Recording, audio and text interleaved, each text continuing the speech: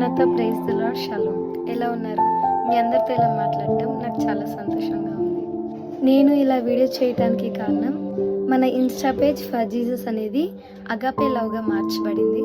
ఇలా దీన్ని మార్చడానికి కారణం ఈ జనరేషన్లో ఈ టైంలో చాలామంది నిజమైన ప్రేమ ఏదో తెలియక మోసపోతూ ఉన్నారు. తమ జీవితాలను వ్యర్థపరుస్తున్నారు.